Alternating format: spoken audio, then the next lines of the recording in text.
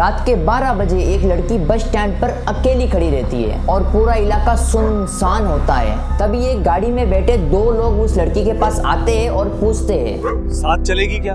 वो लड़की घबरा जाती है और बिना कुछ बोले चुपचाप खड़ी रहती है। उसी वक्त एक और आदमी पैदल चलते हुए उस लड़की के पास आकर पूछता है, रेट क्या है तेरा? वो आदमी नशे में था और उस लड़की के पास में आकर खड़ा हो गया। थोड़ी देर बाद एक गाड़ी पर और 2 कॉलेज के लड़के आकर उस लड़की को छेड़ते हैं। क्या नाम है तेरा? आएगी क्या? थोड़ी देर बाद वो दोनों बाइक वाले तो वहां से चले जाते हैं, लेकिन वो एक आदमी जो नशे में था वो वहीं उस लड़के के पास खड़ा रहा। कुछ देर बाद और 3-4 लोग आए और उस लड़की को गंदी नजरों से घूरने लगे। ऐसे ही रात 12 बजे से लेकर 3 बजे तक लगभग 40 लोग आए उस लड़की के पास। उस लड़की के साथ कुछ भी बुरा हो सकता था, लेकिन आपको पता है आगे क्या हुआ?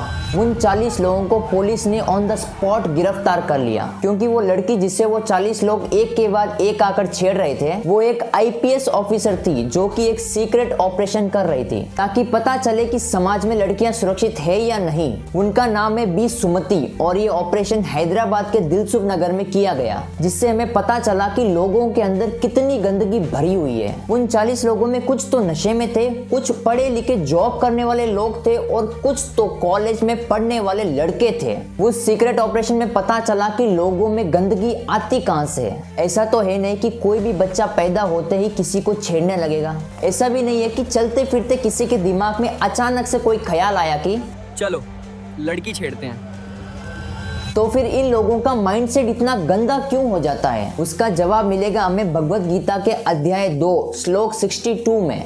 ध्यायतो विषयान पुंसा संगस्तेषोपजायते संगात संजायते कामा कामाद क्रोधो भी जायते। इसका मतलब जो भी हम देखेंगे, सुनेंगे या बोलेंगे वही हमारे दिमाग में चलता रहेगा और वैसा ही हम सोचेंगे। अब देखिए, जैसा हम सोचेंगे वैसा ही हमें रियल में प्रैक्टिकल करने का मन करेगा। तो अब आप लोग सोच लीजिए कि उन 40 लोगों का माइंडसेट इतना गंदा कैसे बना होगा। उसमें सबसे महान योगदान है हमारे देश के फिल्म इंडस्ट्रीज का। सिर्फ गिनी चुनी कुछ फिल्मों को छोड़ दें तो बाकी सभी फिल्में उन 40 लोगों की स्कूल है, जिसमें भर भर के अश्लीलता परोसी जाती है। आप लोगों ने देखा ही होगा फिल्मों में कि कैसे एक लड़की को, महिला को सिर्फ एक खिलौने की तरह काम में लिया जाता है। फिल्मों में जो आइटम सॉन्ग्स होते हैं उसमें लड़कियों को बिल्कुल छोटे कपड़े पहनाते हैं, फिर वल्गर डांस मूव्स और गेस्चर को ग्लैमर बनाकर दिखाया जाता है। बोले तो गंदे डांस स्टेप्स और इशारों को दिखाकर लोगों को अट्रैक्ट करते हैं और कैमरा एंगल्स भी बार बार सिर्फ शरीर पर फोकस करके दिखाते हैं। इसे देखने के बाद लोगों के मन में महिलाओं के प्रति गंदगी भर जाती है। आप इसे प्रैक्टिकल तरीके से समझो। जैसे आप लोग एक मूवी देख रहे हो, उसमें कोई इमोशनल सीन आया तो आपको भी रोना आने लगेगा।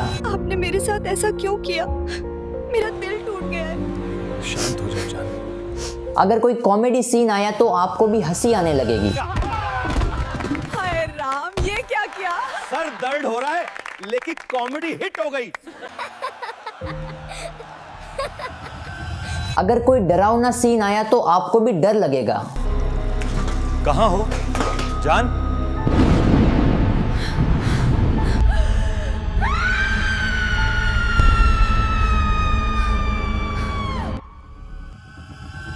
तो फिर जब गंदा सीन आएगा तो क्या आपका माइंडसेट गंदा नहीं होगा? इसमें सबसे ज्यादा डेंजरस है स्मार्टफोन। और आजकल तो हर एक बच्चे के पास अपना पर्सनल फोन है, जिसमें वो कुछ भी देख सकते हैं, कुछ भी, गंदे से गंदा, अच्छे से अच्छा। लेकिन अब माइंडसेट को गंदा होने से कौन बचाएगा? वो सिर्फ 2 लोग हैं, माता पिता और टीचर्स। माता पिता अपने सही संस्कारों से और टीचर्स अपने सही ज्ञान से उन सभी बच्चों को गंदगी से दूर रख सकते हैं। लेकिन माँ बाप और टीचर्स की हालत उस जंगल की बेसहारी हिरण की तरह हो गई है, जिसके बच्चे को जंगली गीदड़ नोच नोच कर खा रहे हैं, लेकिन वो कुछ नहीं कर पा रही है क्योंकि उस बेसहारी हिरण के पास वो ताकत, वो दिमाग नहीं है। दूसरी तरफ आजकल के बच्चों को भी ये गंदी फिल्में, गंदे वेब सीरीज, गंदे वीडियोस और गंदे रील्स सेम उसी जंगली गीदड़ की तरह नोच नोच कर उनके माइंडसेट को खोखला कर रहे हैं। लेकिन आप माता पिता और टीचर्स के पास इतना दिमाग, ताकत, ज्ञान और टेक्नोलॉजी होने के बाद भी उन उन बच्चों को नहीं बचा पा रहे हो। अरे आपके पास तो दिमाग है, ताकत है, आप सब कुछ जान सकते हो। अपने बच्चे को ठीक टाइम पर सटीक जानकारी देकर उनकी जिंदगी बचा सकते हो। अगर सही जानकारी सही समय पर नहीं दिया और समाज के भरोसे छोड़ दिया तो फिर बलात्कारी, गुंडागर्दी, नशेड़ीपन, भ्रष्टाचारी और चोरी जैसे कीड़े समाज में फैलने लगेंगे। आप लोगों को IPS बी सुमति का उठाया गया ये कदम कैसा लगा नीचे कमेंट में जरूर बताना। और अगर आप जानना चाहते हो कि कैसे ये कोरियन गेम ने इन 3 बच्चियों की जान ले ली और आप भी अपने बच्चों को इस गेम से बचाना चाहते हो तो यहाँ पर क्लिक करके देख सकते हो।